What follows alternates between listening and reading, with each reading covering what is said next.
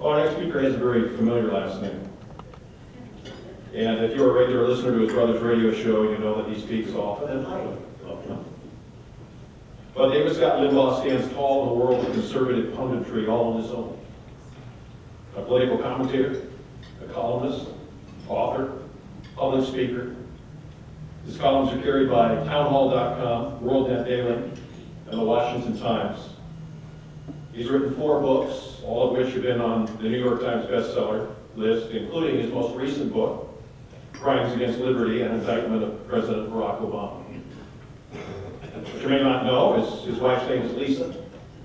He has 3 daughters and a son. I have 3 daughters. And I don't know if David realizes this or not, but him and I are going to be in heaven together. It says so on my bathroom wall. There's a plaque that says, there's a special bathroom in heaven for the father of daughters. Ladies and gentlemen, David Scott Limbaugh.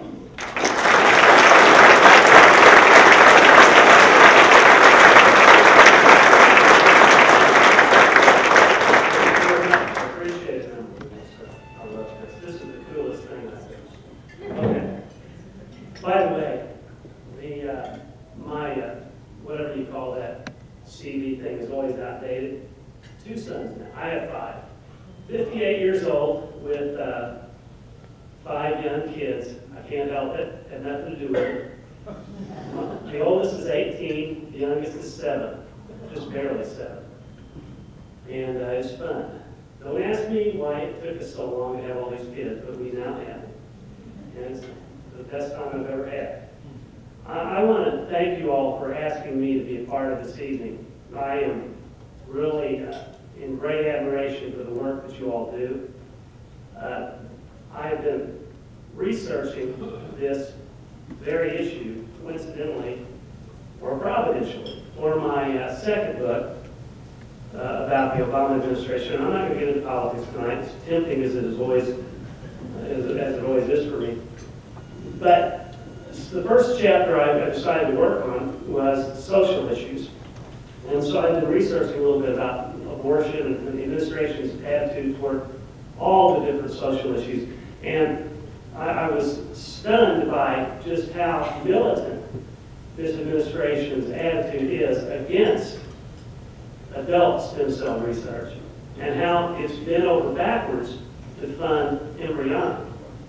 And some of the distortions that have gone into that process. And it's so ironic and so unfortunate, given the immense possibilities of adult cell research and how it can affect real lives, and yet we've got a government that's working against an avenue that has the most promise. It's baffling to me. I'm sure there's another side to the story. I'm sure the proponents of embryonic stem cell research would tell you that it really does have a lot of promise. I'm not saying it's black and white. I don't know. All I can say is what I've researched, it sure seems to me that you have a bird in hand with adult cell success and none of the moral baggage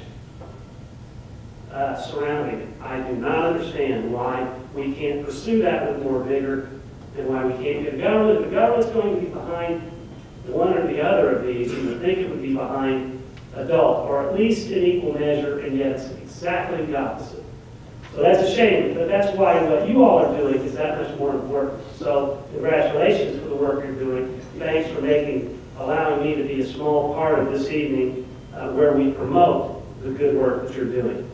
I also would say that during this time in our national history, social issues are getting short shrift because we are virtually in panic phase over our imminent national financial bankruptcy.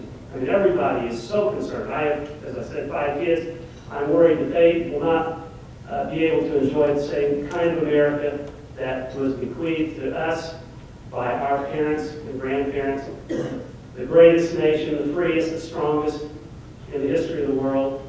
And now we are turning over to them a situation that we've completely, collectively mismanaged. And I pray, with God's help, that we can turn around the disastrous course that we're on. But because we are in this crisis mode, financial crisis mode, volatile financial mode, we don't tend to emphasize the social issues as much. And you'll notice, even in the Republican debates, not the only person that ever mentions it is Rick Santorum. I love Rick Santorum. I don't know why he doesn't resonate, but the fact is he doesn't. But I love the fact that he brings to the table that array of issues, that we need to keep focused on those issues because they're at the core of everything else. And so I want to address the pro-life issues of the culture. I'm not an expert or anywhere close to it on the stem cell area, so my comments are going to be about the life issue, and I think all of this is interrelated because we're talking about a culture, we're fighting a secular culture that is opposed to the type of work that you all are doing for whatever reason, or at least they're not viscerally receptive to it, and I don't quite understand.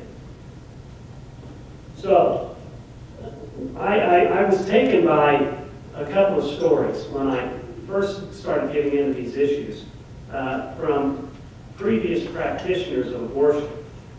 You probably all have heard of some of these, but let me just relate them quickly to you. Dr. David Brewer. By the way, can you hear me in the back?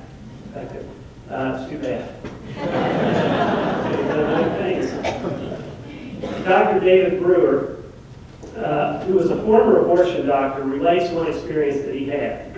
He said, "I remember as a resident when I had an opportunity to help one of Abortion Manor's partners on a hysterectomy. The lady was too far along for a suction D&C, 4 to 5 months. So she had a hysterectomy.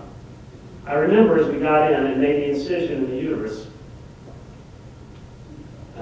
Rick Perry, lost my place here. "Seeing the baby move," but that wasn't losing my train of thought. That's not my place. I love Rick Perry, but he could do that for. "I remember as we got in and made the incision in the uterus, seeing the baby move underneath the sac of membranes. The thought came to me, my God, that's a person. Then the water broke, and it was like I had a pain in my heart, just like when I saw the first suction abortion. Then he delivered the baby. I just stood there, and the reality of what was going on finally began to seep into my callous soul. They simply took that little baby that was making little sounds and moving and kicking and set it on the table in a cold stainless steel bowl. Every time I would look over, while we were repairing the incision in the uterus and finishing the cesarean, I would see that little person kicking and moving in that bowl. It kicked and moved less and less, of course, as time went on. I can remember going over and looking at that baby when we were done with the surgery, and the baby was still alive. You could see the chest moving, heaving as the heart beat, and the baby would try to take a little breath, and it really hurt inside, and it began to educate me as to what abortion really was.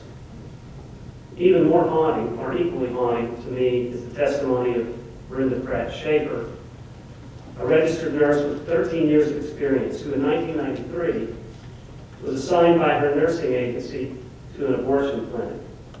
Since Nurse Schaefer considered herself very pro-choice, she didn't think this assignment would be a problem.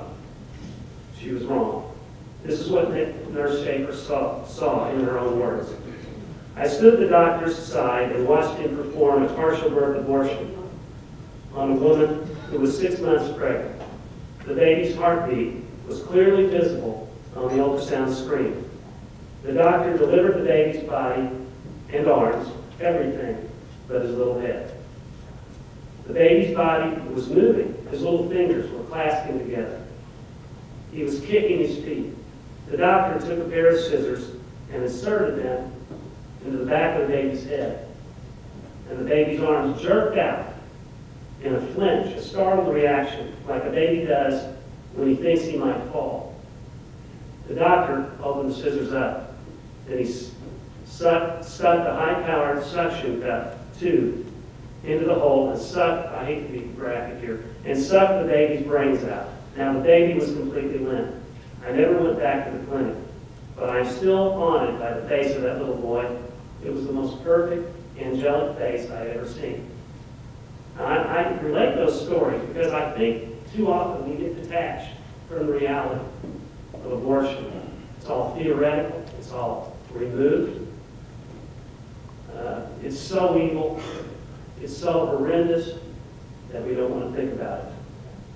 I confess that when I was younger, in college, say college age, I wasn't very attuned to this subject. I was ignorant about how babies would develop in a womb. I gave it little thought. I don't think I was mature enough to think much about the majesty of life. I had little thought for the extinguishment of an innocent life that is involved with the process of abortion. But later, and I grew up in the 60s and 70s, college in the early 70s, abortion began to affect people that I knew. I mean, it was a time of free sex back then. You know, it was the era of Woodstock and all that. And people were getting pregnant, people were having abortions, and I became aware of people, new people who were having it. And so I had to confront the issue intellectually and morally, and no longer be negligent about it, and take a stand. Once it occurred to me, once I started processing this intellectually, I came to the conclusion, unequivocally, that the unborn is a human being.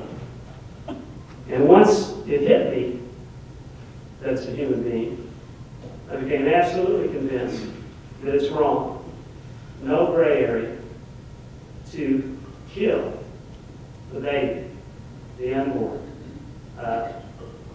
You can debate about the various exceptions, but I don't subscribe personally to anything except saving the mother's life, and I think that's promoted largely as a smokescreen because I don't think it very often is realistic.